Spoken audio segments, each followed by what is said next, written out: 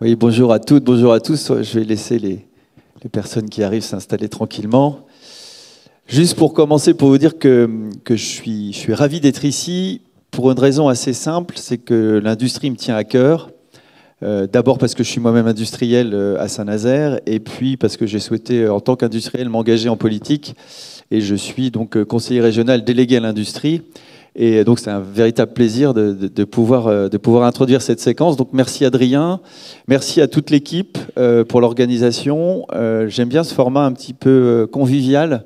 Merci, 1200 personnes, c'est impressionnant, 60 bénévoles, donc c'est évidemment énormément de travail. Donc bravo à tous là-dessus. Je vais commencer par dire quelque chose sur l'industrie et la transition écologique. Il y a une évidence, c'est que l'industrie doit faire sa transition. On en est tous conscients. Mais il y a aussi un sujet essentiel à avoir en tête, c'est que la transition écologique ne se fera pas sans l'industrie. C'est pour ça qu'aborder ce thème aujourd'hui est essentiel. Il y a des mutations à venir. Il y a une formidable opportunité pour notre économie. Il y a aussi des formidables opportunités pour les startups, puisqu'évidemment, on est dans un environnement ici, suite du Web Today, plutôt autour des startups. Et je pense que les startups ont un grand rôle à jouer dans les transitions à venir dans l'industrie. Alors, toutes les entreprises sont conscientes qu'elles ont ces transitions à faire, mais elles ne partent pas toutes avec les mêmes armes. Et donc, on a un rôle collectif à jouer autour de l'accompagnement sur les transitions technologiques, sur la pédagogie aussi. Pourquoi est-ce que la transition écologique doit rentrer dans les entreprises industrielles? D'orientation, parce qu'il y a plusieurs modèles possibles pour faire ces transitions et il faut pouvoir choisir. Et évidemment, un accompagnement financier. Et la région doit jouer tout son rôle là-dessus. L'industrie dans notre région est importante. D'abord en termes d'emploi, ça représente 270 000 salariés, 6 000 entreprises. Donc ça compte. Ça compte d'autant plus que 17% de nos emplois sont industriels en Pays de la Loire. Il faut juste savoir que la moyenne nationale, c'est 11. Donc on est la cinquième région industrielle, mais en termes d'emploi, on est la première région qui a la plus grosse part d'emploi industriel dans l'emploi total. Donc vraiment une région importante, avec évidemment des entreprises phares. Je ne vais pas les citer, mais voilà, pensez à l'aéronautique, à la navale. Mais un réseau de TPE et de PME énorme, et je le disais tout à l'heure, ces entreprises sont conscientes, mais il va falloir les accompagner parce qu'elles ne savent pas toutes comment adresser la question de transition écologique. Alors la volonté de la région, c'est évidemment d'accompagner ces entreprises. Les transitions, elles sont multiples, hein, écologiques, numériques, techniques. Et donc, il y a besoin de réindustrialiser nos territoires.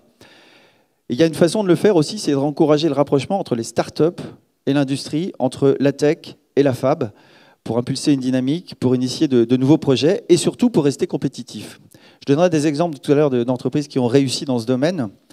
Et il y a un écosystème qui est dense, qui est structuré. Et pour ça, la région a consacré plus de 155 millions d'euros de soutien à l'industrie, à la fois dans la modernisation de l'outil, avec un objectif de décarbonation, des conseils dans l'orientation numérique. On va voir que le numérique, tout à l'heure vous allez parler d'IA, a son importance hein, dans les mutations. Et puis le financement, puisque à la fois on fait des subventions, mais on fait aussi des prêts, et on fait aussi des interventions en fonds propres, parce que évidemment, muter sa technologie, muter son modèle économique, ça veut dire aussi avoir de l'argent pour le faire. Un soutien aussi affirmé à la cantine qui nous reçoit aujourd'hui, un soutien affirmé à la fois dans son fonctionnement, un soutien financier, mais aussi dans sa stratégie d'impact. Et effectivement, aujourd'hui et demain, enfin aujourd'hui, l'événement et demain est un événement à impact et on tient vraiment à être présent pour l'accompagner. Donc faire monter les entreprises sur les sujets clés liés à l'innovation, s'informer sur les dispositifs qui existent, être en veille sur les tendances, détecter les projets d'innovation dans les entreprises et permettre aux entreprises de financer leurs projets d'innovation. Voilà l'endroit sur lequel la région insiste pour permettre aux entreprises de financer et de faire grandir leurs projets d'innovation. Et puis il y a ainsi un sujet, c'est qu'on est très armé pour réfléchir à l'innovation avec tout un ensemble de structures qu'il faut fédérer. Évidemment, il y a l'État, il y a l'UIMM, il y a la région, mais il y a aussi des réseaux, les French Fab, Neopolia, les French Tech. de l'innovation avec les technopoles, les pôles de compétitivité, du développement avec l'Agence de développement économique Solutions Éco, CCI. Alors je vous cite tout ça parce que c'est peut-être des choses dont vous entendez parler, mais c'est vraiment un socle très fort pour accompagner les entreprises dans leur transition. Et je vais citer un exemple aussi, qui est le programme Quatrium, qui est une initiative collective des centres techniques pour aider les PME à intégrer des nouvelles technologies. Ce sont des gens qui s'assemblent ensemble avec un seul objectif, et c'est ce que je dis à chaque fois que je rencontre un technopole, que je rencontre EMC2 ou que je rencontre les RT Jules Verne, le seul objectif, c'est de servir les entreprises pour réussir leur mutation. Alors, la matinée aujourd'hui, évidemment, c'est l'innovation et c'est l'industrie, et c'est deux sujets qui ne sont pas évidents à marier. L'industrie peut avoir peur de l'innovation, peut avoir peur de changer de modèle, et je pense qu'il faut réussir à vaincre ces peurs. Parce que quand vous parlez d'IA dans l'industrie, ça fait peur sur les métiers à venir, vous allez en parler tout à l'heure, sur la façon dont les mutations vont se faire. Je pense que vous avez souvent entendu dire que dans une dizaine d'années, 80% des métiers d'aujourd'hui n'existeront plus. Donc évidemment, est-ce que c'est vrai, est-ce que c'est faux? Je vois effectivement. Mais ça permet au moins d'interpeller sur le fait que de toute façon, il va y avoir des changements. On a aussi une vraie question entre, quand on parle industrie, avec l'image qu'a eu l'industrie ces dernières années et qu'on parle de transition, souvent dans l'acceptation collective, les deux choses ne se marient pas très bien. Donc il y a un vrai sujet de pédagogie à faire autour de ça, parce que la transition écologique dans l'industrie, c'est servir la décarbonation, c'est servir l'économie circulaire, la mobilité douce, l'éco-conception, le recyclage, le réemploi. Et tout ça, le faire en utilisant évidemment des nouvelles technologies dont l'IA va certainement être une solution. Et puis, je le disais, des grands groupes et des TPE et des PME, il faut désacraliser l'innovation. Et là, il y a un vrai sujet de pédagogie à faire auprès des entreprises. Alors dans la matinée, vous allez répondre à pas mal de ces questions.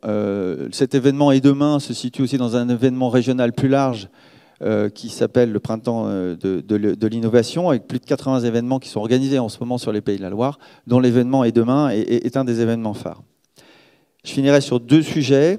Je vous l'ai dit, l'industrie, innovation, ça s'oppose. Et il y a une vraie envie, c'est de rapprocher pour ça les French Tech et les French Fab. Donc French Tech, French Fab, je ne rentre pas dans l'organisation de ces deux structures, French Tech plutôt start-up, French Fab plutôt industrie. Et ce sujet-là, on y tient beaucoup à la région, parce que d'abord, ce sont des gens qui fonctionnent de façon différente, donc il faut qu'ils apprennent à travailler ensemble. Encore une fois, l'innovation doit rentrer dans l'industrie. Et donc, on a mis en place différents échanges avec des événements qui ont eu lieu en 2023 sur l'échange, le partage, la visibilité, la promotion, la convivialité, apprendre à se connaître. Donc, tout au long de l'année, il y a eu des petits déjeuners d'organisés, il y a eu des rencontres, il y a eu une soirée régionale au Mans, rencontre French Tech, French Fab avec plus de 100 personnes.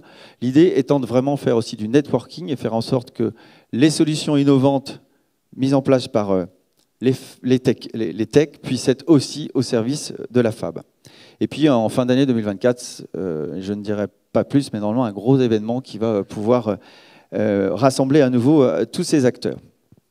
En conclusion, votre matinée, elle est consacrée à parler de l'innovation, des mutations dans l'industrie. Et je remercie à nouveau la cantine et l'événement Et Demain de laisser une place forte à l'industrie. Je suis persuadé que les transitions se feront avec l'industrie et au service de trois enjeux, qui est l'emploi sur le territoire, qui est évidemment la transition écologique de façon générale, et qui est à terme la jeunesse, notamment parce que la jeunesse à la fois a cette vision de la transition écologique, et la jeunesse devra, par les emplois qu'elle aura dans les entreprises, la servir, cette transition.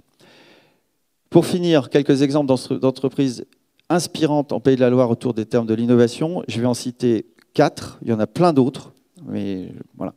Il y a Hoffman Green, et à chaque fois, ces entreprises, elles nécessitent et de l'innovation et des financements. Donc il y a Hoffman Green avec un ciment vert, il y a Bout à Bout, je pense que vous connaissez tous ici, si vous êtes nantais, sur la réutilisation des bouteilles en verre. Il y a Fermat, comment on récupère du carbone, les chutes de carbone de l'industrie aéronautique pour faire des produits. Et puis hier, moi j'étais à une inauguration d'un rétrofit d'un chariot télescopique de Manitou. Et j'ai trouvé assez fantastique que Manitou et Kiloutou, qui sont quand même des grands groupes industriels, qui n'ont pas obligatoirement et aujourd'hui une image de transition écologique, puissent se dire ensemble, ben voilà, on a, plutôt que de fabriquer des nouveaux chariots directement avec des propulsions vertes, eh bien, on va prendre un ancien chariot, on va réfléchir ensemble comment ce chariot thermique, on va le transformer en chariot électrique, et on va réussir à faire du rétrofit des anciens modèles et faire durer plus longtemps un chariot. Et je trouve que c'est juste important que des leaders comme ça puissent nous dire aussi, eh bien, c'est possible qu'ensemble, on arrive à transformer notre modèle pour faire différemment, pour faire vivre plus longtemps nos produits. Donc tout ça, ce sont des ambassadeurs, mais il y a beaucoup de monde à embarquer sur la question de la transition. Les entreprises sont prêtes, elles sont conscientes qu'elles doivent le faire, on doit pouvoir les aider. Les entreprises industrielles, il faut les inspirer, je pense que c'est le thème de votre matinée aujourd'hui, il faut les accompagner, il faut rapprocher la tech et la fab, il faut rapprocher l'industrie et les startups. Et donc, je vous souhaite une bonne réflexion autour de tous ces sujets. Merci beaucoup.